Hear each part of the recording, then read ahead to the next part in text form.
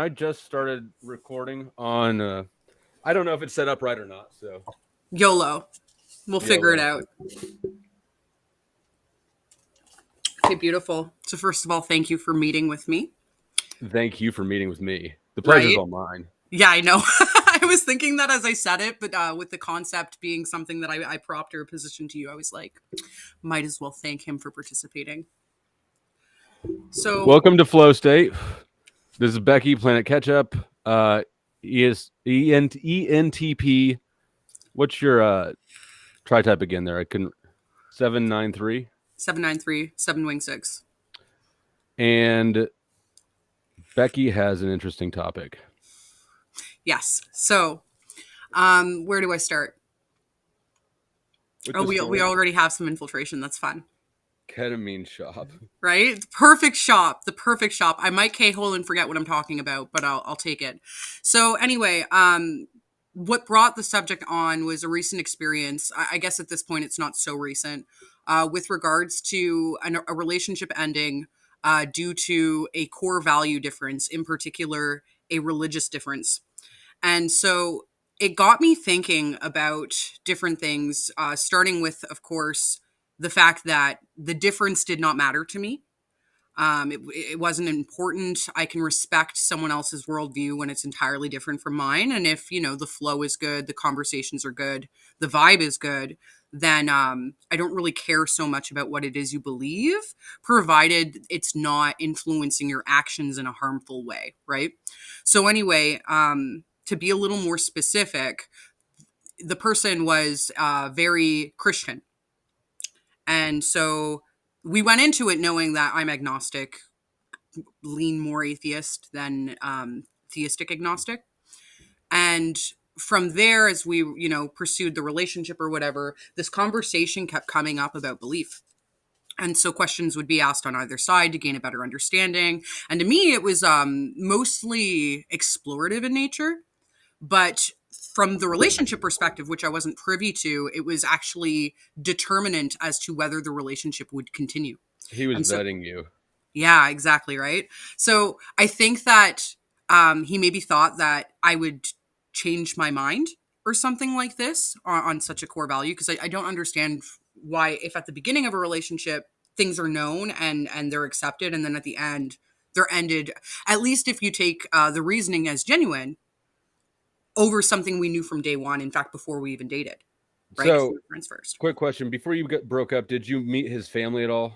Like, Well, I guess I'm trying to parse out: is this actually about his core value, or is it about the culture of his people? Like, you okay, were not so going to fit in the family. yeah, that's a great question. So a lot of his family do not live in Canada. He actually just recently got his citizenship. So anyway, with that said, I met the Canadian family members. I also met friends. And the Canadian family members, actually, their core values align closer to mine than his. So I guess because they are born in Canada, they were raised in Canada, their worldview is affected by that. They don't have the same, um, for lack of a better way to put it, integrity towards religion. And Uh, so they actually really liked me. In fact, one thing I was told by him while we were dating was that the uncle was like, do not give this one up. So it's kind of interesting that this becomes, a statement that even he, like, basically it's a gesture of my family accepts you to some extent, right?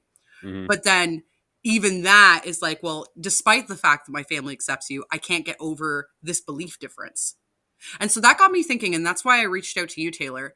Given that not only do you also have vulnerable FI, your stacking is different than mine, right? So it made me wonder, like, is this an NE lead sort of thing or an any ego thing where it's like I can perceive multiple perspectives in the world and thereby I'm not super concerned if your perspective doesn't align with mine?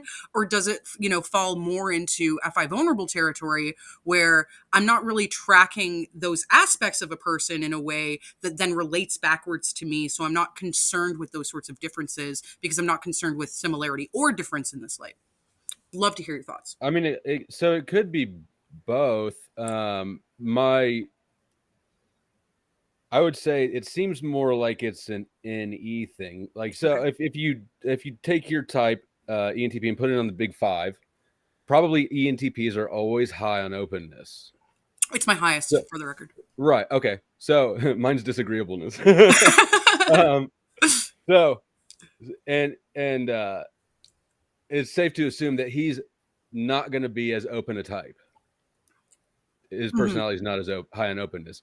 So you're okay with all the possibilities, the open-ended, unsettled things, whereas he's not. I think that would be an immediate, thing to point at. But the other thing I think is that in this particular situation, you've got um, he has a value, and in this scenario, you don't have one. You actually have a lack of a value. That's So true. he wants you to have his value. It's not that you have two different values. He has one, you don't. Interesting. So yeah, I mean that's what I see. I don't know, and there could be some FI stuff in there too, but I guess I just don't know what I don't know. I love it. I love it. Yeah. There's I think there is some FI piece, like if your value in this particular way does not align with mine, be it through the absence of value to your point about me, or to a diverging value, if let's say I had some skin in the subject, because at one point I even went as far as to say, like, I think I'm apatheistic. I don't know and I don't care. Leave me alone about it. Right. I think that that relates back to someone who's maybe not FI vulnerable, and they go, well, how can I feel closer to you if this very important element of my life isn't something that you're going to pursue with me. Now, with that said, just to add some like context elements to why this was so confusing to me was, as I mentioned earlier in our conversation, he knew that I was agnostic before he pursued me. This was a conversation that we had because we knew each other outside of the dating sphere. And then when we were talking about these sorts of things, he was very, because he's I'm around your listening. Keep age. going. I just got to open a window. Yeah, you're fine. So he's around your age anyway. So there's a bit of an age gap between us. And so he's a little more focused on what his next steps are from like a traditionalism sort of perspective with regards to marriage and family and all of these things. So a lot of the conversations that we had in the initial steps of dating, which was a little weird or different for me, but whatever, related back to like, well, are you going to have an issue with me taking our kids to church if we have children? And so my response was actually no. Like, I grew up personally without any structure in the home. We were just like wild children able to do whatever the fuck we wanted.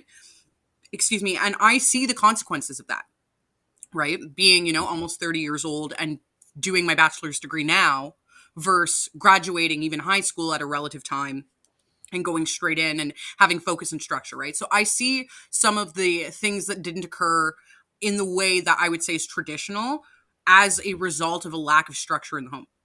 So when we were having these conversations from like a more pragmatic perspective, I was like, yeah, take the kids to church. I may not go. I might go. I don't know, right? Like if I'm bored and y'all are going, I might actually go just to go. It doesn't mean that I'm going to be like giving to service or something, but it doesn't mean that I'm against being present, right? And so Right. then we were talking about morality and we were talking about different rule sets with regards to Christianity. And for the most part, I was very open-minded to those things too. So with the structure conversation comes the morality conversation. And I was like, well, I am willing or interested, I'm not opposed to, that is, providing our children, our hypothetical children, of course, with some form of structure and rule set from Christianity. I grew up Catholic or like in a Catholic home, Catholic school, etc. Catholics aren't Christian. Pardon me? Catholics aren't Christian. And so I learned this opinion while dating him, right? Because there were so many times that he would call me and he would be like, Becky, I was talking to this Catholic person today and oh my God, the Pope is ruining the religion. And I was just like, he was like, he's trying to flock more people in and he's breaking rules. I don't know what the ex's type is, by the way, but he was like, he's breaking the rules of the religion. He's just like, and it's just to get more people. And that's completely counter to why the religion exists. You shouldn't do that. And he would go on these tangents about it. And I was just like, I thought, Catholic upbringing equals Christian upbringing, but apparently not. The So Pope is doing some wild shit right now. is he? I Yeah, don't even know. he is. Like, my ex was like he's accepting that people are gay, right? He's accepting that they're gay. It's their Mhm. cross to bear. But if you act on or you promote with, like, let's say a gay pride flag or something, you're promoting sickness, was his perspective. Or you're these are where we butt heads, by the way. Or yeah, you're promoting sickness if you do gay pride. You're failing as a parent if your kid comes out, so you've got to figure out why they came out, what happened. He associated coming out to like childhood abuse and neglect, so like there were certain pieces, because it comes back, I suppose, I don't want to like make this anyway, it comes back, I guess, to the way at which he views his religion, and thereby certain rule sets. It seemed as though he believed that of course, everyone ends up a sinner. He believes that babies are born innocent, but everyone ends up a sinner. And God forgives you of your sins. But your goal, I guess, throughout life is to not sin unjustly. What a gaslight. What a gaslight of a You belief know, like, system. It's, pardon me? you can't, it's just such a gaslight of a belief system. You can't win at all, but you got to still try to win. Right, exactly. Or else you super lose forever. Right. And well, that was the thing too. Like when we broke up, he said something like, Beckie, because at first he thought me having the morality was enough. Right. But then he, like, while we were dating, he slept at a monastery and met like this role model he had in like some pastor that was like a role model. And then he like started talking in Bible studies, like about our situation without making it clear that he was talking about us. And he came to me from these conversations and he was like, Beckie, I'm realizing that the morality piece isn't enough. Like, religion isn't about morality. Like, this was a new thing he learned in like the few months we dated. And I was just like, oh, you know, despite the fact for, 35 years being super religious. And so he was like, how did he position it? He was like, yeah, the rules, the morality and the rule set aren't enough. Anyone, Christian or not, can have those rules, right? Ergo me. But it's a lifestyle. And so this is something that I was trying to talk to him about from the beginning of the relationship because, logical consistency. I was like, this person will be unequally yoked if they're in a relationship with me. There's a potential if we were to get married, we would have to do pre-marriage counsel. And if we did pre-marriage counsel, would the priests, that we're talking to even approve of the marriage knowing that I'm agnostic? Would he want me to lie to those priests? I really don't think he would, right? Well, Because they become this huge it sounds like authority. they don't approve. If he came out of his Bible study like with new concerns and apprehensions, then they don't approve already. Right. And so there's this like, I don't want to make him identifiable to respect his privacy, right? But Sure. there is a religious figure to which he is actually related to. And so he called that religious figure. This was like the day before we broke up. Is it Jesus? No. I would just say that. Like, that wouldn't be I mean, anyway, I don't think that would be much of an identifier. Just a little quacky. But, what was I saying? So he has this religious figure relative. And so he called him and he was like, my girlfriend is this. If we get married, would like all the priests deny this? Would they let us get married? Because to him, the big thing was, I need to be married in a church because I need God to bless the union. Right. And so when he spoke to this religious figure, they were like, why are you dating someone who isn't Christian? What are you doing? And so they like kind of gave him a little bit of flack for it. And so the next day, like, this is how we broke up. It was so fucking weird. So the next day I called him and we talked for a little bit.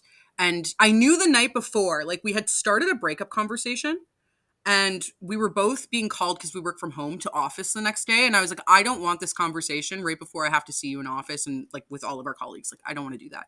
So he was like, okay, well, let me talk to my All of our so-and-so. colleagues. Long story. So I was like, he was like, let me talk to my so-and-so relative and we'll talk about this tomorrow. So the following day we go to the office, we hang out at the office, like everything is normal, but kind of off. Like the vibe is weird, but like, I mean, I don't know how to measure, the distance between us, Right. but it felt normal enough. So he drops me off at home. He lives, a distance away. He doesn't live in the same province. He commutes. So he goes to his house or whatever, and then he calls me at night and we have a normal conversation. Everything is like any other day. But then I was like, so did you talk to your relative? And he was like, yeah, I did. And so I responded, I was like, well, what did he say? And the guy was like, the same thing in reference to the prior religious figures he had spoken to, right? He doesn't actually Mm. divulge what was said in the conversation at this point. We had a later conversation that got everything out in the center, but he just says the same thing. And so he pauses and he says, but I still want to talk. And I was like, what do you mean talk? Like, we're colleagues, number one, right? So I'm like, as friends, as colleagues, like, what do you mean you still want to talk? And he was like, yeah, as friends. And I was like, okay, so we've broken up. And he was like, yeah. And I was like, okay. That was how the conversation ended. It was so awkward. Like, it was just like I had to break up with myself was kind of what it felt like. Well, if the Band-Aid needs to come off. Right? Well, that was it, right? And because again, we were just talking like nothing, like everything was normal, and then that's when I insert like, so did you talk to said relative? Like I start this conversation that leads to the breakup, which is fine. But again, it comes back to that question where it's like, is this? I mean, he should. It's fine. He should have done it though. I mean, he should have been the man, I suppose, or the one doing the thing. He should have initiated the breakup for Like sure. it might not. It doesn't bother you. I get it, but it's really not fine. It's not. It's not on equal with being a man. I mean, I wouldn't go that far. I'm not too crazy about gender norms, but like to that point, it did mean that there were multiple conversations thereafter for closure, right? Because I'm breaking up with myself over an issue that I don't have, knowing the Right. difference, but not caring. So then I'm going, but this difference was known before we even decided to try dating.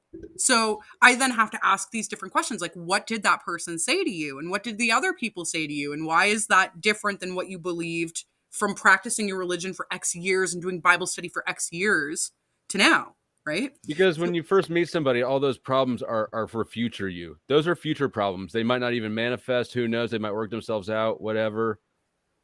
and so I feel that way generally, right? However, Mhm. if the conversation keeps coming up and it keeps coming up centered around my lack of belief or lack of skin in the subject, then I'm starting to think like this is going to be the thing that breaks us up. And so at one point, actually, to that point in the relationship, he had said to me, like, Becky, you never think about the future in a positive way. You always think about the future with what problems could arise. And I was like, I am not thinking about the future in whole as a problem. I keep bringing up one question Mhm. that's not getting addressed. It's getting like, danced around or beat around the bush, but the question's not getting addressed in and of itself. So I'm not satisfied by the conversations we're having about it. So every time I try to perceive a future with you, that question becomes like the first step to navigating what that future could look like. So until that question gets consolidated, that's where we keep re-beginning this, imaginative state. And Mm. so I think that kind of got through to him a bit because I think that might have been what motivated the conversations with these religious figures. But in and of itself, it was like, again, this thing that we knew over here, where relationship is here, right? And like knowing each other is here. We knew this here. Right. Like I think the way I told him I was interested in him, actually, I can tell you that story too, just to show you how fucked up all of this is. I know we're kind of getting off the point, but like, That's it's okay. Keep going. I'm getting something to drink. I left my drink over there. yeah, get your drink. So how Yeah, did yeah. you meet him? So we were talking as colleagues, whatever. We were having various conversations. At the time, I actually thought he might be an SEI. He's definitely not an SEI. Anyway, so what happened? Oh, he said we were talking about socionics. I thought we were speaking on socionics. We weren't. But so he he said something like, oh, because I had told him that like there were two people I knew who were duals who had just started dating after knowing each other for a number of years, and how like I had played a little bit of navigation in that, and like I was really happy for them. And then he said something like, I think people who are going to be successful together in a relationship have to be alike. And so I thought he was speaking of like identical types. So SLE dating SLE, an example. And so my response was socionics based. And I was like, well, I think that like if two identicals were to date each other, some mutual understanding would be occurring. But when they see or disagree with things, it would be chaotic because they're trying to take the same mental space. So it's like you're in this mental space with me. I understand what you're getting at, but how the fuck did you get there? You should have got here instead. Right. So that was like the position I was trying to show. And so then he Makes showed sense. me in That his makes sense. right. So then he showed me in response that it wasn't actually socionics based. So he said, well, an example, he's like, if my girlfriend didn't pray, this difference would be too much for me. Okay, so this is before we date. This is before he knows I'm interested in him or anything. And me being me, fucking blabbermouth, I was just like, oh, core values. Okay, yeah, I do think that some people need to feel aligned on those sorts of things so that they can feel closeness maybe. And if they don't, then it's going to cause problems in the relationship. Sure. And then I said, I can definitely appreciate that. However, I can't tell you I'm not disappointed. Right. And so that's when he was like, oh, why are you disappointed? And I was like, I don't pray. And so we went into that a little bit. And then he had like reciprocated interest or whatever, completely sideswiped. But do you get on your knees? Pardon? But do you get on your knees? Oh my God. No comment. So carry on. So yeah, so we ended up like, I kept trying to push that subject though, like there, right? Because I was being cheeky when I said, I can't say I'm not disappointed. Like that was me just being like, now he knows I'm interested. Now I can move on from this because he's put a line in the sand and I can't cross that line for him. Like I would be dishonest to myself. I would be dishonest to him. It would be chaos. So then he again responds, with mutual interest. And then when I'm trying to poke at this difference though, I was like, but we just acknowledged like a really big difference. He was like, oh, Beckie, this conversation is so interesting. This was done over text, by the way. And he's just like, we should have a video chat or like a call about this subject because of the depth of it. Hold on a second. You're spending this like he put a line in the sand and then you responded by respecting it. Yeah. Bullshit. He did. Put a line in the sand and you nudged it. I did not. Because right after you put the line in the sand, that's when you expressed interest. I didn't even see it that way. I saw it more as like, put some closure here, because no. Hold on. You don't need closure for something that's not opened in the first place. So hold on though. Hold on. So I teasingly say, I can't say I'm not disappointed. He asks why, and I said, well, we had been spending a lot of time together, and I've been enjoying your company a lot. I said, right but this is an eye-opener. Right over the line. I said, this is an eye-opener. I was just like, and I can respect and appreciate it. And then that's when he starts going into, well, this is a great subject, but we should talk about it. Bluff. You called his bluff. I didn't do anything intentionally. You raised and called. You called and raised. Okay, so my brain doesn't work in power dynamics. Thank you very much. I was not thinking that way. I was just really going off the cuff. But so he says we should talk about this again, but we should do so over video or voice. He was like, because it's a deep subject. He was like, but let's not do it tonight because we both work really early. And like earlier in this week that I'm referring to, we had already spent like till 1 or 2 in the morning in a video chat, and both of us were useless the next day at work. So he was like playing and calling that day, saying, let's talk about this in the future. So I was like, okay, cool. And then that conversation in and of itself is the conversation that I keep trying to bring up until the end of the relationship, right? Is like, well, we at the moment of shared interest acknowledge. Maybe that was, could you have manifested the problem? Yeah, it's possible. Do you think it's likely? Possible. Pardon me? Is it likely? Yes. Because, okay, so a couple notes. Number one, I told him, so I asked him, because the only thing that mattered to me with regards to the worldview difference, there was only one thing that mattered. If we actually have children and one of our children are gay, okay? Because I have a lot of family in LGBTQ. He has family who are LGBTQ. I don't subscribe to people turn gay. I believe people are born gay. So I'm going, there's a great possibility here that we have a gay kid, right? So I'm like, what would you do? I need to know what, if I'm in a relationship with someone and humoring that maybe one day in the future we'll have children, I need to know what they're going to do in that sense when I'm in this territory of religion that I've never been in, right? Like I need to know what that looks like. That's your value. That is your one value that you brought to the table. Don't abuse our gay kid. Okay, so I don't want to abuse my children. That's my value. Is I don't want to abuse my children. That's a good value, but only the gay kid. Only the gay kid gets protected. The rest of them, should I have 10? Up for fucking grabs. Yep, no, yep. All those cis kids. In seriousness though, I asked him like what would you do? And his first response was, it depends on why they're gay. Right? So I was like, what do you mean it depends on why they're gay? Like, that was a new concept to me. I hadn't thought of like people believing that people choose to turn gay. Like, it doesn't make sense to me, especially with all of the stigma. Like, I think people choose reasons to not be stigmatized, rather like to pursue ways at which they can avoid stigmatization rather than pursue, unless they have some really intense victim masochism complex, like maybe I then. think But that you'd be surprised how trendy it is. Like, we're getting older, right? mhm. When we were growing up, it was not cool. I don't think it's got nearly the stigma amongst the younger generation. Well, first of all, you have to remember there is a country difference between yours and mine. So, gay marriage was legalized in 2005 in Canada. I grew up as young as 11 years old knowing people who identified as transgender. So, from a normative perspective, it was actually quite normal. It wasn't common, but it wasn't something that we went, what the fuck over? Like, it was something that we saw as just one variation in the world, right? But to that point, when he was saying it depends on how or why, he was basically saying, if I discover through investigating the kid that my failure as a parent resulted in them being gay, then my patience with them is going to be different than if it's something else. And one of the alternatives he provided me was, what if our kid is hanging out with gay people?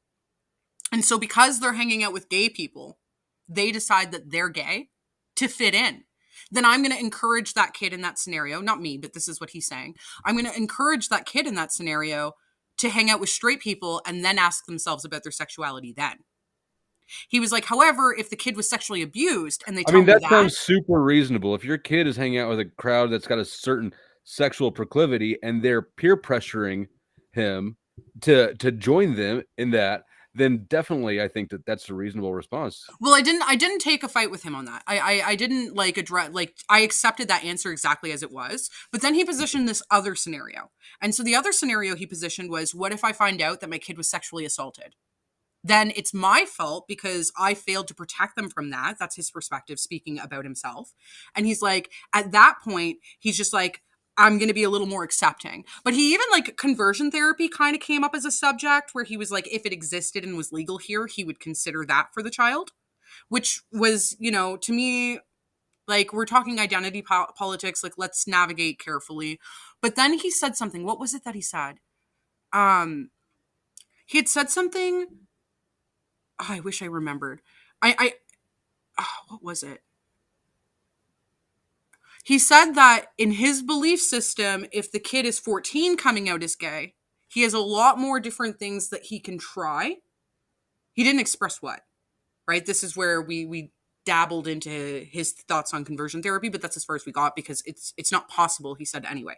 So then he said, but if the kid's 18, then the research states that nothing will change. There's less than 1% chance that they will become straight again. Was his language. So he was like, at that point, you just accept. So then I said, okay, well, what if our gay kid wants to bring their partner to our house? He got so mad. He went like red in the face and he was like, no fucking way. He was just like, I can love my kid. I do not have to love that kid. He was like very like super against it. And so I was like, okay, but what if our kid is in a very bad place because they know about your ideals and core values? They're going to be raised with you. They're going to know you don't approve of this stuff. They're going to know your positions. What if they have to take some sort of, like, for lack of a better way to put it, like bravery or courageousness to come to you to tell you? What then? Right? I was just like, how are we gonna, like, you're gonna tell them you love them and that it's fine, but they can't have their partners here? You don't want to see it, and that you'll do what you can. Like, you're going to investigate them. First of all, you're asking them 21 questions to better understand it. And then number two, this. And so then at one point he said something like, if my kid tried to bring or sneak someone of the same sex into the house, the kid would be kicked out. That would be the point at which the kid gets abandoned, basically. But prior to that point, he would do everything he can to be accepting, where they know he doesn't approve. They know how he feels about it from a religious perspective. Keep it away from me. I love you, my child, but that's it. And so that's when I responded, if my kid felt abused by you because of your ideologies, I'm going to take the kid and I'm going to leave. Like, I will divorce you. Well, I mean, his position is sort of self-contradictory anyways. You can't love the kid and all and also not allow him to do any of the things that I mean, accepting you the way that you are, but you can't be the way that you are. Exactly. And so to me, this is further abuse, right? Like this is abuse through neglect at minimum, right? Um, Through I negligence. mean, I'm somewhere between you two on the issue. I mean, I don't even know that I've really. I'm really over gay pride. I'm so fucking over the drag queen story hour bullshit. I've done the whole gay pride thing. I'm just done with it for now. I don't give a fuck I about mean, it. I think I'm done with intense pride in any sort of corner. Like, Yeah, I'm okay. I'm on that. I'm on like with that. I think that extreme views are extreme views, right? And I think that thought policing is problematic in and of itself. Okay, So I can be on board with that. yeah, but I'm also not in, like, to me, when you have a kid, like, of course I say this as a parent, as a childless person. So I'm Hmm. sure that, experience might change my view. That it could anyway. I'm not saying it will, but it could. But I'm in the mindset that when your kid is born, your life is fucking done. Your individuation, that's over. You have the next 18 years, maybe plus, depending on the exceptionalities your kid may face, that you are now keeping that kid alive, forming them. Not indoctrination's too That's strong of a word. definitely wrong. That's a wrong perspective. I get it. Everybody has that perspective. It's what's fed to us in Western culture, but that is wrong. And I think that to the extent that people actually try to live like that and follow what they think is the right thing to do, which is giving up your own life to serve the kid, that's also wrong parenting. Like you should continue to live. Okay, so let me clarify it a bit because I agree with you. So more of what I'm saying is, if your opinion isn't as important as your child's well-being. That's what I'm talking about when I True. say your individuation is kind of dead, Okay. Yeah. right? Yeah. So you can Well, still yeah. have a life, you can still go on date night, But whatever it that comes be, very have naturally. When you have hobbies. a kid, it's weird. And for FI polar, it's super weird, right? Like, if you're like me, it's like kids, meh, they're okay. Some of them are fine. Some of them suck. Um, I hope I like mine. And then yours is the shit, right? It's like, oh my gosh, I love this little pukey thing. I got to protect it. And so you get your perspective on things like, um, gay rights or whatever, it shifts to where like you just become more conservative and protective of the kid, right? So now you'd probably tighten up and be maybe not about gay rights, but like think about trans, right? At that point, you might have a different perspective on that and go, okay, I'm still for this, but I also need to protect my kid from the world until they can grow up, For right? sure. For sure.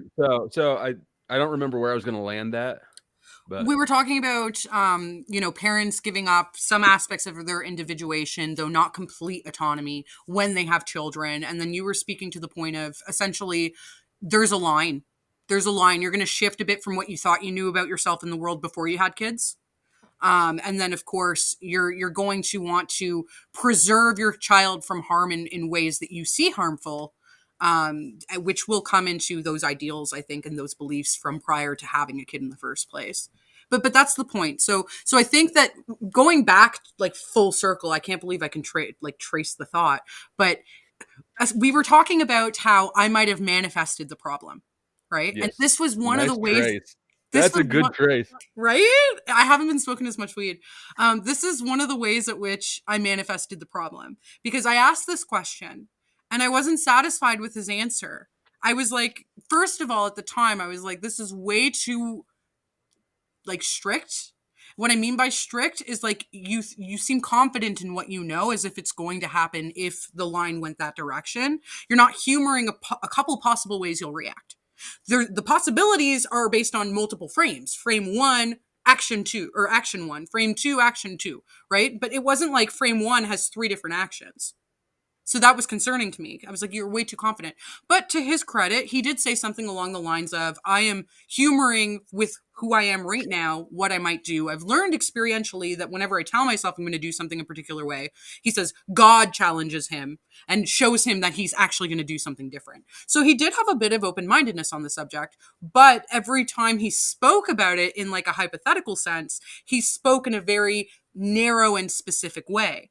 But when I told him that, like, essentially, if my child feels abused by his ideologies, I am going to do what I can to make that child feel taken care of. His response was kind of You like, can't be abused by somebody else having an ideology. so what I mean by that is, let's say you have the utmost respect for one of your parents. And as you're growing up and you're learning who you are as a person in the world, you realize that from everything your parent says about things similar to your personhood that they don't know you have, right? The parent does not approve of you, does not love you in a particular way or something, right? It's one thing to know that. It's another thing for your parent to, let's say, so you come out gay, you're like scared, right? Mom, dad, I like the same gender. And then the parent puts you into conversion therapy. And they're like, I love you so much that this is how I know how to help you. Well, So what's the deal with conversion therapy? I mean, sorry con- not to get on this tangent, but I know that it was outlawed there. And why is there so much controversy around it? well, Like what? the idea is that conversion therapy is going, we subscribe to the belief that this is a proclivity. Your sexuality is a proclivity.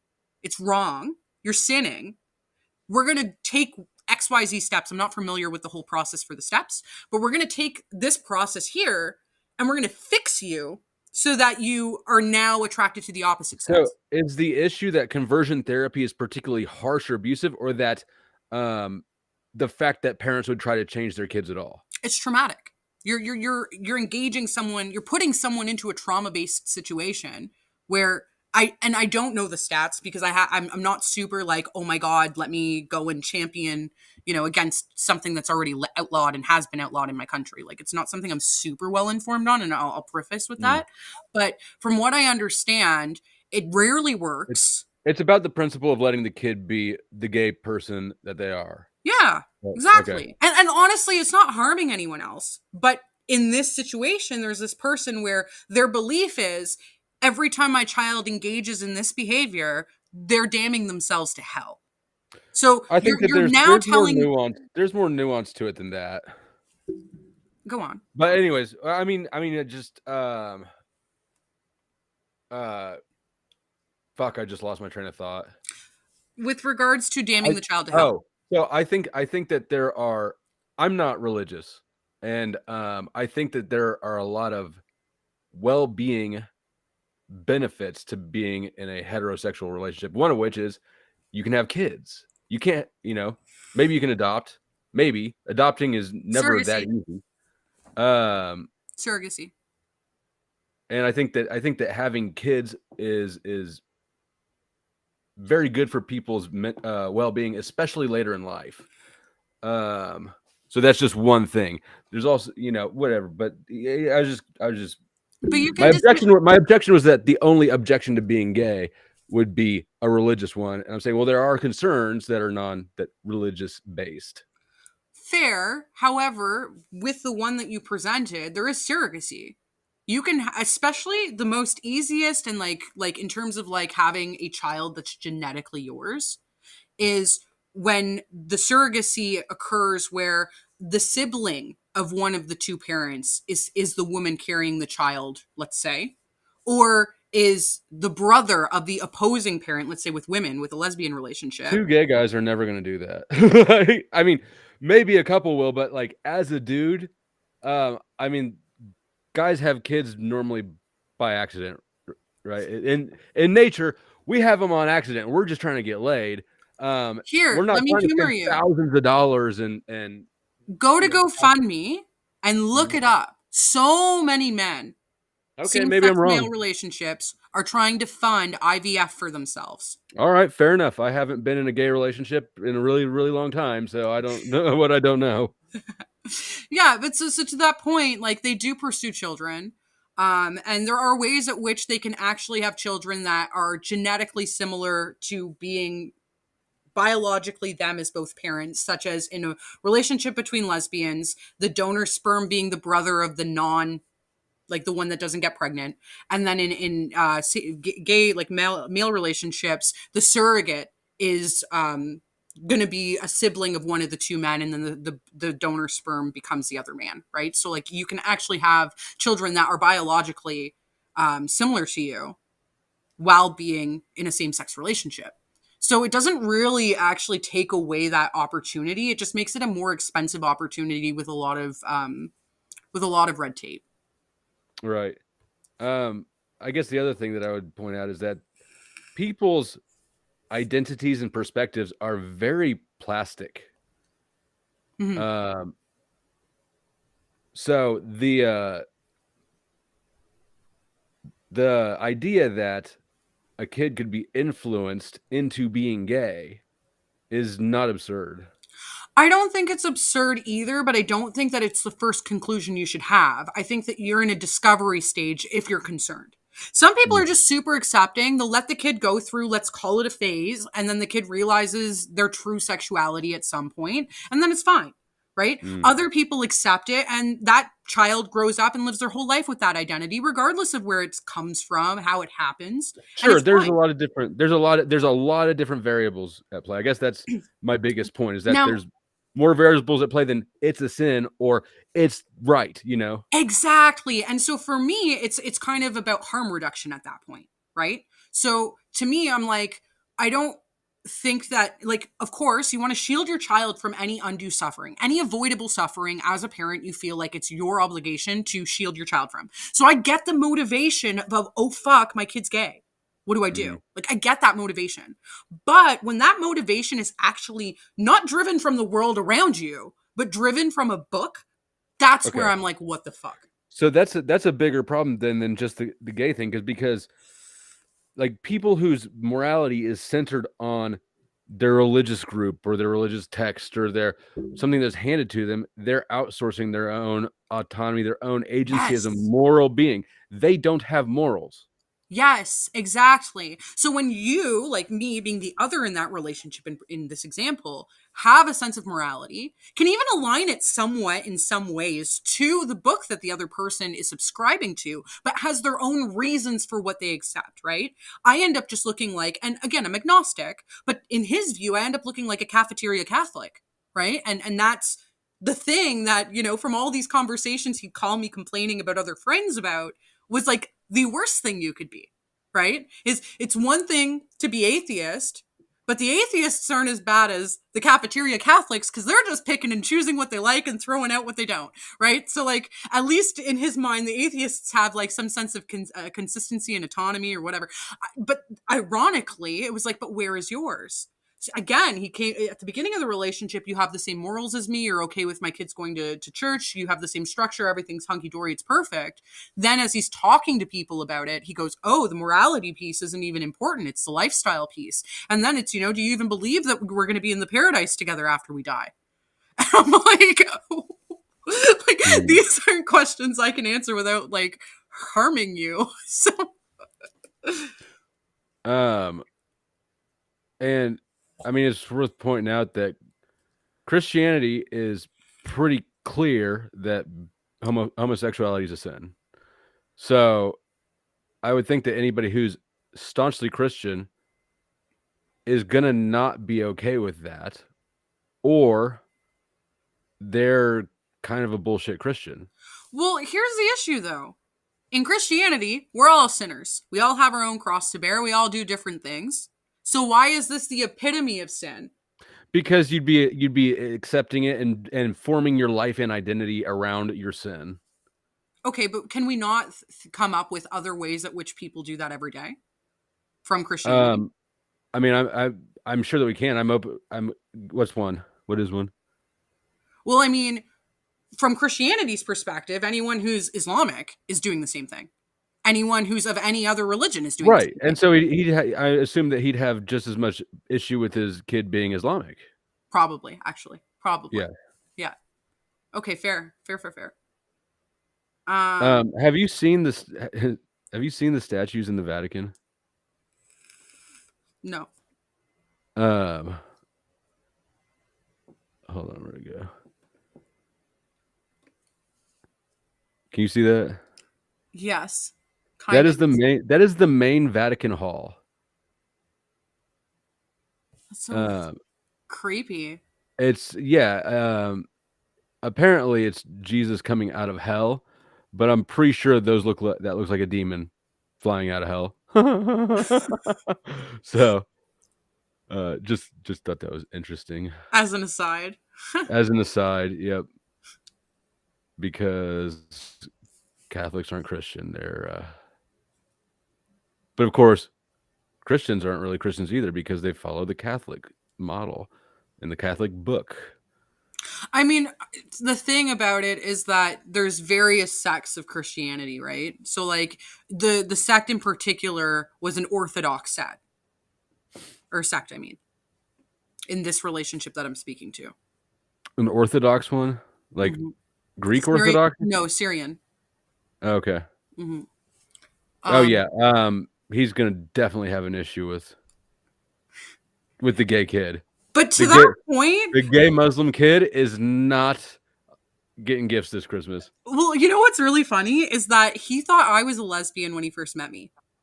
And he told me that. He was like, "You have colorful hair, you have piercings, your best friend is a lesbian. I thought you were a lesbian." He told me that, like, as he was speaking to me over the course of months, he was dropping little questions and, like, not together as like a lump, but sporadically to try to gauge my sexuality. And he didn't get it from any of the questions he asked me. He told me one day I was telling a story and I said my ex-boyfriend, and that's when he was like, okay, she likes guys, I'm pursuing this. But to that point, it's like, I have tattoos, I have piercings, I have colorful hair.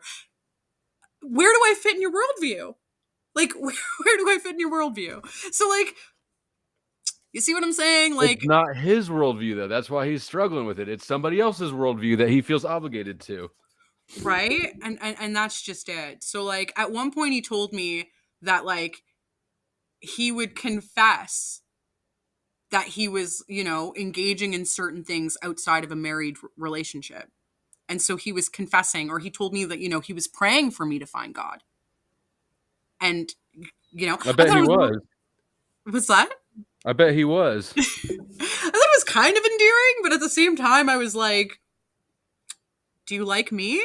Do you accept me? Because I don't hear that. Like, I hear something else from you. And that's, I'm a fucking warm body that can be morphed into losing my own autonomy, maybe my own agency, and That'd be adopting nice. this rule set, right? Can we Walking how quickly Barbie. can we do that? No. Like, I couldn't. Personally, I couldn't. Like, and that was the thing, right? Is Which sort when of brings you back to your first original question. It's about values in a relationship. You have your own values, which is in a way like a lack of his values or whatever. You know that your autonomy and your well, beliefs be respected. And so but mine are broader values, I find. Like, I value honesty, I value agency and autonomy. I told him day one, I was like, if you try to change me, we're done. I don't do the change thing. I'm way too agreeable. I will listen and then hate you. Like, I'm not doing that. So, honesty, honesty, loyalty, autonomy, and agency. Don't be harmful. Don't be harmful. Let people do what they want to fucking do, and know that someone else's inner critic is probably louder and more mean than you could be to them. So let them figure it out. When people are doing shitty things, they usually know they're doing shitty things. Like that, and to that point, if you feel like the thing they're doing is shitty, but they feel like they're doing something, virtuous even, they're not going to give a fuck that you think they're doing something shitty because they believe they're doing something right. So why mess around with that? Like, let them live. So like I said, like my values, should I have them, are quite broad and somewhat vague. they're Canadian. They're very Canadian. You think? Yes. So they're more They're like culture-based values, they're maybe? friendly, they're open-minded, they're polite. But live and let live sort of shit. Like, I don't want to make my ideals someone else's prerogative, vice versa. Like, Except for when it comes to free healthcare, free college, free I mean, I benefit from those things on one side, like my tuition I is was paid for. mostly talking shit. I don't know that we need to go down the rabbit hole, but we can if your call. I mean, I don't care either way. I think the Okay. TLDR is, yeah, we have some systems in place. And when you're at the low of the low, you benefit without giving much back.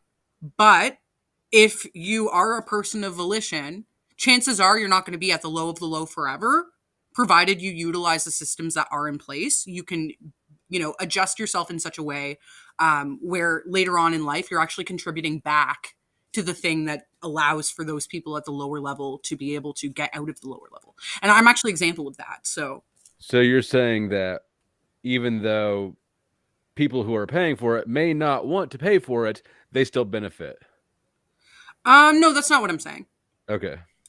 In a broader sense, it is from like a like very high society level. It is Mm. because if you look at it from the perspective of not everyone, right? There are some people that are just shit, and I have to challenge myself a lot because I tend to naively walk through the world thinking that everyone is just a 4-year-old with a fucking superhero cape in their own ideal. But I realize not everyone wants to be the protagonist. Some people actually just want to be the villain. That's fine.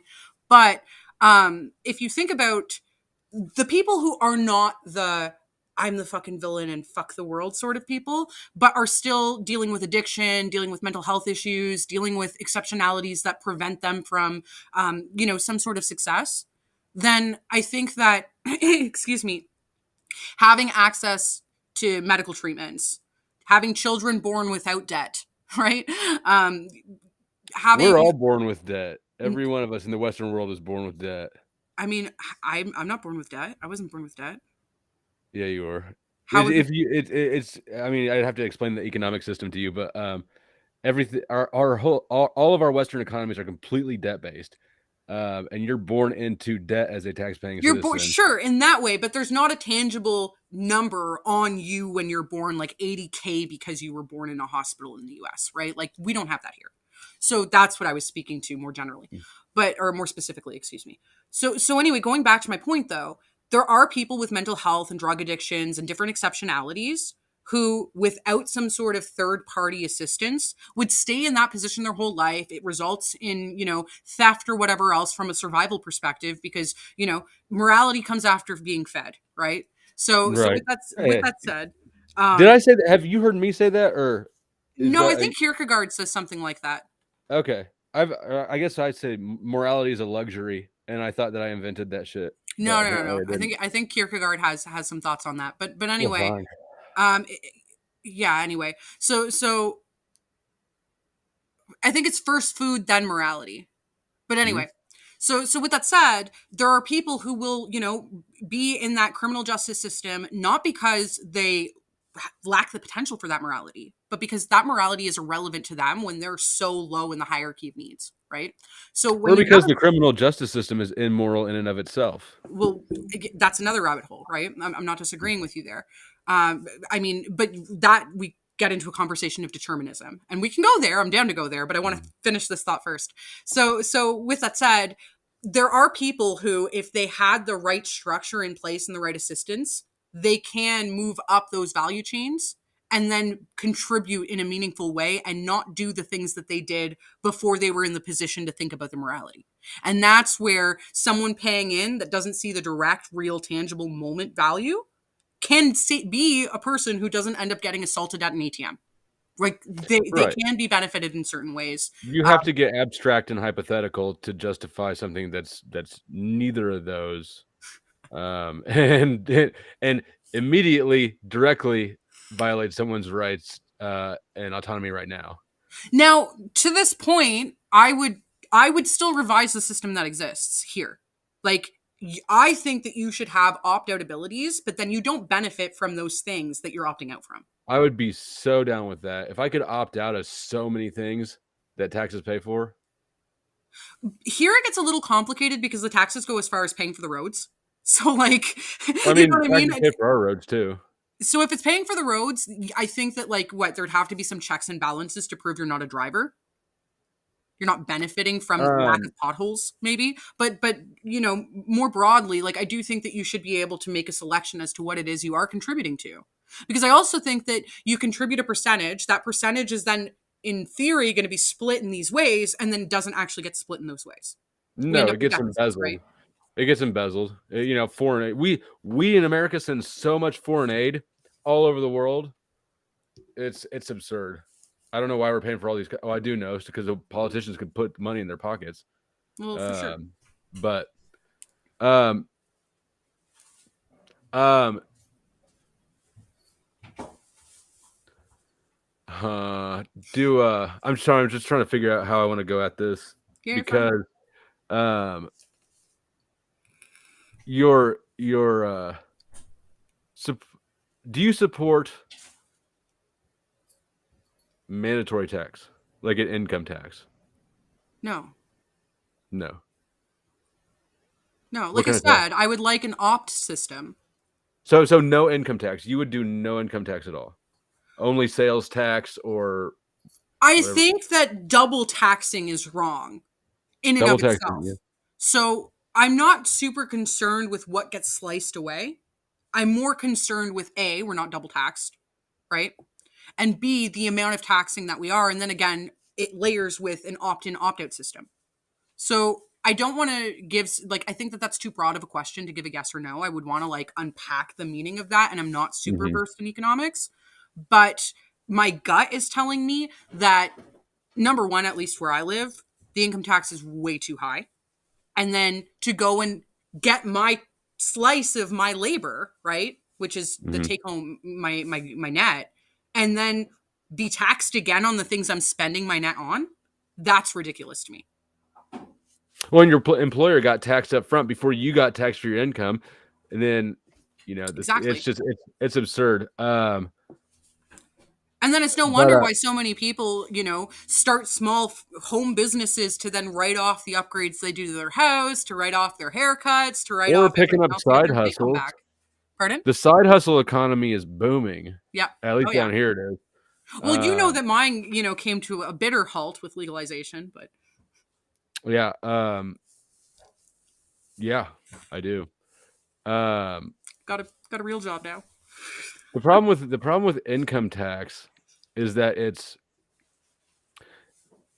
you're getting told what you have to pay out of your total income and it comes at the top, that's the same thing as getting told what you get to live off of out of your production, right? You have a ball of production, and they're telling you what you can what you can use for yourself out of this. That's slavery. It's soft slavery. But then from there again, depending on what you spend on, that number gets even smaller, right? So if Right. you're going to go and you're going to cook at your own home and use your time, which I would think is like your biggest asset is time, right? You're going to use your time to cook at home here in Canada, let's say, or at least in Ontario.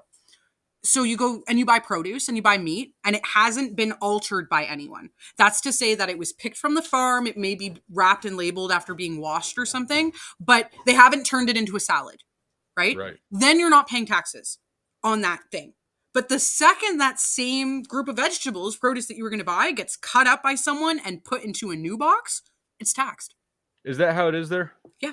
Oh yeah. If Because it's a all of our prepared food, it's taxed, and prepared is just again having its composition being slightly changed in some way, with exception to, of course, they'll do chemical washes on lettuce and not tax you on that. That's still prepared in some sense, but anyway, I digress. It's different in each state. Here where I'm at, all food is taxed. Unless you're using food stamps. If you use food stamps, they don't tax you. But yeah, all food's taxed. Everything's taxed. That's absurd. It's absolutely absurd. Yeah. You're taxed to eat, bro. And if you don't want to deal with that, you can't go fish because you got to pay for your fishing license. For your fishing license, right? My SLE father made a point that you might appreciate. It was so on the 30th of September. It was Reconciliation Day in Canada. Are you familiar with that holiday? Refresh me. It's a Band-Aid that they slapped onto the country as a result of finding all those dead Indian children, those Aboriginal children, right? So, right. So me and my father were talking about it because we have Indigenous descent, and he was saying something along the lines of, "You can't take a fish out of the river and move it to your house without, a fine, possible jail time, etc. But a church can take a kid, beat the fuck out of them, teach them a new language, never let them see their parents again, murder them, and nothing fucking happens. Well, I think that it's just my theory that the only reason any of this stuff is coming up right now is to stir up conflict. So it's the whole thing is disingenuous in my mind from the get-go. I mean, I'm inclined to agree with you because, like, even with these residential schools, when we're talking about the Aboriginal children, they're not this hidden thing from the 60s. Like, there is a thing called the 60s swoop where it was happening en masse, like a lot. This was back when on the census, like, anything that was not Caucasian was subhuman, essentially. Like, there was still that issue in Canada, which we Wait, have when the did right that to change? hide. Pardon? When did that change? When did A that joke. view change? No. I'm just kidding. Decades later. Keep But going. anyway, residential schools were a thing up until 1996. Like, our No final shit. residential school was closed down after I was born. So it's not like it's this thing that was, so I was 10 years old then. Jesus. That's I was crazy. much younger. But but anyway, I think I was like They 4. make them sound so much older than that. They do make them sound so much older. See, that's the thing, is that, so one of the propagandas that we have in Canada is, and it What? doesn't matter. Propaganda? Shut up. So we Is have that Canadian? posters in every classroom. And maybe some Canadians will comment and say not every classroom. I'm open to being wrong here. But in many classrooms, we have these posters, and it's like an earth. And there's people all around the earth holding hands. And they're all in different religious and special cultural headgear and I've seen clothing, those. I right? think that we probably have something like that around here too. But the idea is that the Canadian identity is based on multiculturalism, right? Like, Right. you think about Canada, there are Americans who will slap a Canadian flag onto their backpack when they travel so that they're treated better because of that ideal that's been formed. But when you think about the reality of what actually happens here, even like 5 years ago, and I mean, we shouldn't paint everyone with a broad brush. There, a lot of the times, it is a mentally ill individual, such as like when someone, drives down the street and tries to run over a bunch of Islamic people, which does happen on occasion, right? Or shoots up a church or something. That has also happened in Canada. But on the more broad scale, like where we're talking again, going back to the Indigenous people in the residential schools, like that was legal. Like, that was in some sense, it was regulated. That's where it's like, this is not past anyone who's currently alive still's life point. I mean, that's a weird thing to say. There are people born right now that weren't here in 96, but I think you get my point. Yeah, I do. Most people who were alive in 1996, no, that doesn't even sound right. I was going to say are still alive now. I'm all over the place. That is true though. But you get my point. You get my point. Yeah. And that's that it's not so long ago that it's been forgotten. We still, have Remembrance Day. We still talk about World War I and World War II, but we're blanketing this thing from that occurred all the way into 1996 like it never happened. Well, I think that the propaganda, the effect of it, the brainwashing, is that so many of us think that we're past bullshit. We're not past bullshit at all. I guarantee there's a dozen things going on in Canada, a dozen things going on here that are just as bad as that shit. But you just don't know about it until you're like in it. In the thick of it, yeah. Right. Oh, I'm sure you're right. I'm sure you're right. In 20 years, there'll probably be some shit declassified about what was happening to us now. Or, fluoride. Fluoride is in all the water. Do you know what fluoride is? It's a nuclear byproduct. It's fucking toxic. But they put it in our fucking drinking water because it's supposedly good for our teeth, even though it's not.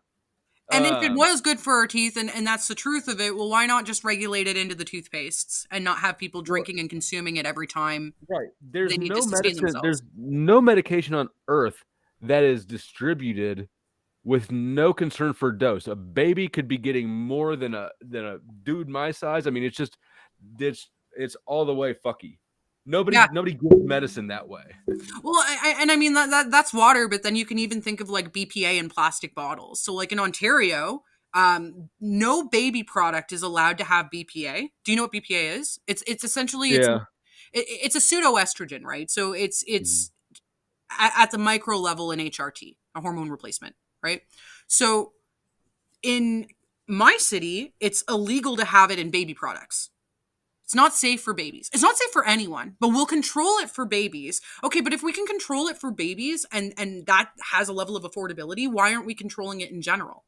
Well, the question becomes, who's bottling water, right? And it's not like you go into the store and you see fucking 60 different brands of water. You see like 5. And some of them are more woke. You'll have the pH balanced water, and then, That's what I and drink. it's going to be in a special cardboard instead. But for the most part, you're looking at Dasani, you're looking at Nestle, you're looking at Aquafina. Like, that's the top 3 I'm going to say. And then you got 50 Cent with his vitamin water. Nestle has a gnarly company history. If you want to go down a rabbit hole of like corrupt practices, look at Nestle. Yeah, I believe it. I'm not familiar with it, but I believe it. And I don't remember it well enough to be confident in explaining it, but it's interesting. Yeah, they're shite. That's great. That's great. But I guess trying to come back full circle for a second, because we've gone down these rabbit holes as you and I tend to. The question I was kind of really thinking about with regards to the entirety of, let's say, this religious experience was, is it a norm that I'm just somehow lacking, and maybe you're lacking too, so maybe you're not the right person to ask the question to, but is it a norm to be privy to and mirroring maybe the value set of another person, and is it normal, like from like a deal breaker perspective, maybe, is it common, normal? I don't know the right qualifier there, but like I want to hear your thoughts with regards to the whole value for this to system be a thing. problem. Is it normal for this to be a problem, or is it normal for like? I mean, is it something maybe even procedural? I don't know. I don't know because I never had this issue before. I mean, the specifics, the religion is a specific value, Yeah, it's right? just one of many, right? It opens the But conversation. overall, people's values do have to be aligned for them to be in a successful relationship. I think for sure, 100%. Or else, I mean, you couldn't be married to somebody who wants to go beat up gay people, even if he does it on his own time, with his buddies. You stay home. You don't interact with it at all. You don't ever beat up a gay person. It's fine. You don't even see it. I mean, you're going to have issues with it, right? Yeah, insofar as like my preference would not be like would to be not be in a relationship with someone who engages violence for fun, right? Or for hate. But Like, you're open to it. I mean, I don't know that I'm close to it. Like, I'd need to have a compelling argument. Um, like, hey, I want to rape little kids, but I just get my frustration out by punching this other guy in the head sometimes, but I make sure that other guy's a dick first. Like, maybe I'm gonna no, I'm kidding, obviously, but I mean, if just think about living life together with somebody, and then you're all going different ways, right? Like if you marry somebody who's really religious, and they're going to church 3 times a week, right? Well, then it just. I mean, at best, 2 people are going to be out of sync with each other. I think at worst, you're going to definitely have clashes. Well, so with that example, because that's something that I was thinking about, right? Because that was actually posed to me: was, are you comfortable with with our children going to church, and will you come? Will you not? I'll never force you to come, because that's going to push you away from God, and then I'm not doing God's work. Is basically his mindset. So anyway, with that said, my response to that, when it was a direct question to me, was I started thinking about, like we're in a whereby room right now, or a whereby room. And I was thinking about the sorts of activities he and I would do together in person. So I thought, like, well, I have hobbies and I have things that I enjoy that he doesn't give a fuck about. Now I have a time slot that I can dedicate to those things without it getting in the way of us wanting to spend time together. So he has his own hobbies, be it, I think he did like kickboxing, and he did the church stuff. And the church stuff was actually abroad. Like I said, he went to monasteries for the weekends and shit and everything. But the point is, he had his set of hobbies that I wasn't interested in. I have my set of hobbies that he's not interested in. Now we have time slots. So they're more routinized naturally. at least from my side, because normally I do everything off the cuff. But if I know, oh, okay, he's gone for 4 hours, I'm going to shoot the shit and do whatever the fuck I want for those 4 hours and not be concerned with whether I'm accidentally neglecting him or something. And that's not to say that he would make that suggestion, but it is a suggestion or like a critique I've received in the past, like that my interests take me away from my relationships. So I saw it as like pragmatic. Well, that's very half full glass of you. I'm happy I get a glass at all. Okay. You do get a glass. It's paid for by the taxpayers. Who is now me? Oh yeah, congratulations on that. It sucks, doesn't it? Yeah. Well, yeah, I mean, I guess, but just like the logistics of a relationship, right? Just think about it logistically, not from a value standpoint. Logistically, if you're on a different page from someone, it's hard to be on the same page when you need to be. This is really poor wording. Go on. Which is exactly the same problem with multiculturalism, right? If everybody's your culture, nobody's your fucking culture. You're not on the same page with everybody. It's hard to have a culture of multiculturalism if I don't speak the same language as the neighbor. Like, how are we a community? Well, at that point, you're not. And that's actually a great thing. I've spent a lot of time thinking about this in particular with regards to culture, right? So, like, first of all, if we're going to look at like my genetic ancestry, my admixture, if you will, hold on. I have 6 different cultures, if you will, in my admixture. From a heritage perspective, I have 2 cultures, right? Like that I'm influenced by in that sense, that are practiced within the broader scale of my family. So anyway, with that said, in Canada and in the US, how do you have 2 ethnicities and 6 admixtures or whatever? No. You misheard me. I have 6 ethnicities, but from a culture perspective of practice and teaching and tradition, I'm affected or influenced by 2 of the 6. Okay. Right? So that means that family members that make up my genetic, makeup assimilated to the family line, resulting overall in 2 predominant cultures, right? So with that said, I think that there's some truth to that for most people who are Canadian or American, whose families came in the 16 or 1700s, people that are not first to third generation Canadian or American, right? So we'll find out, like we'll know by our culture, we'll name our ethnicity by our culture, then we'll do like a DNA test maybe, and it's through that DNA test that we discover all these other elements. Of course, you might not pay much mind to things that are like trace elements in your DNA, sure, but you might find out you're 16% something, right, that you had no idea affected your family line. And that's what I'm speaking to, is there's a kind of, the culture is a lack of culture is what ends up happening. Right. And so you've got these people in Canada and the US, I find, that have these pieces of culture. Like I said, for me, it's 2 of 6. Right. But no real tying to any predominant culture. They call themselves multicultural. But then the people that are actually more predominantly a single culture. Right. So first, second, third, fourth generation Canadians and Americans, people who, they can recall a family member that did not ever live in these countries we're in now. They are like, you're going to have such a large contrast between this wishy-washy nothingness and this very strict and rigid other thing. Yes. Yep. That they're not actually the same thing. There are lines and you can see the lines. And it can be as simple, to your point, as language.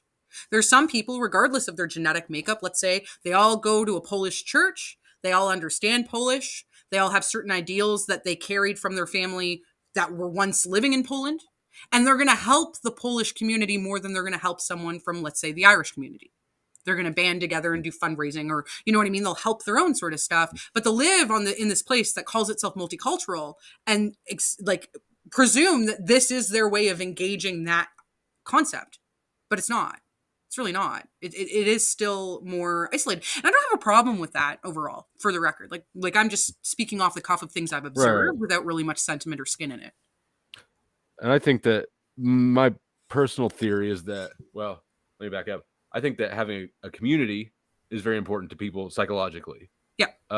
And culture provides that, an automatic community. It opens the door for sure. And I think that is part of the reason we have so many people who are fucked off. Everybody's on the antidepressants. Suicide rates are skyrocketing. Nobody has a culture in our Western hemisphere.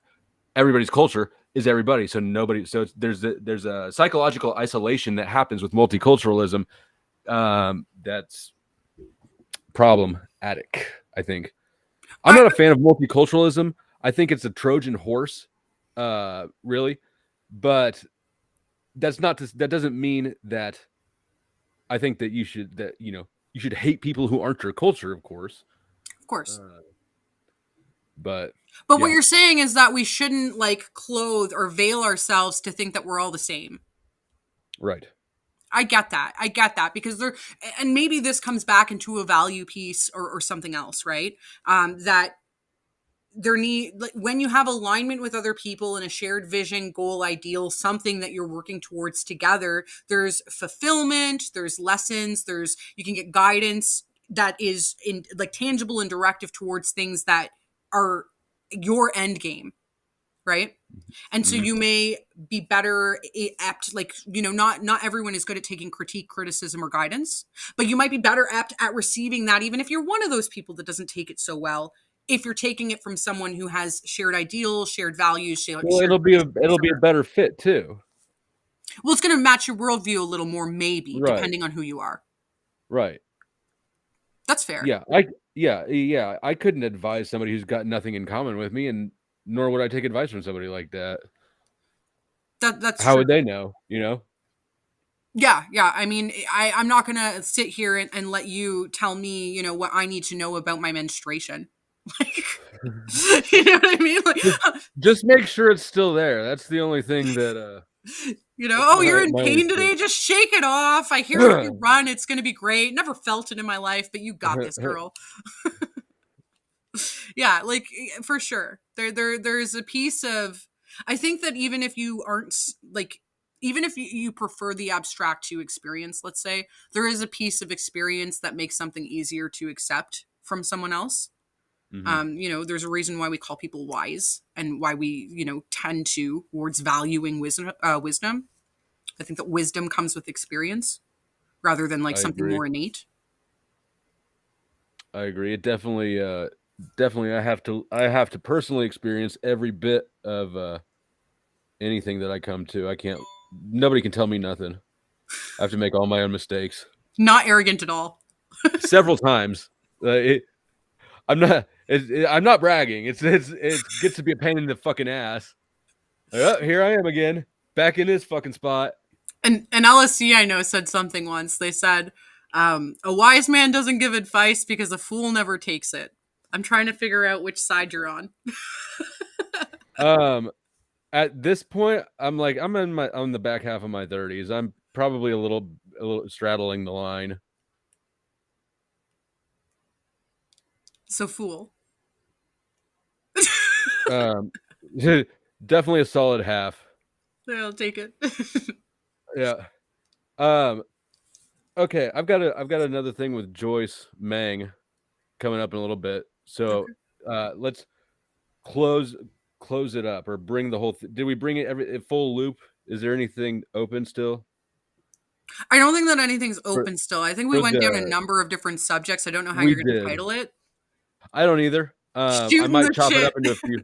I might chop it up into a few videos, but at the same time, we talk to each other in a stream. It all runs together pretty nicely. Yeah. So who knows? I'll have to look back at it. But if that concludes it, then let's conclude the recording. Thanks for watching. Like, subscribe, comment, share, do all the things. Later. Thanks for having me. Cheers.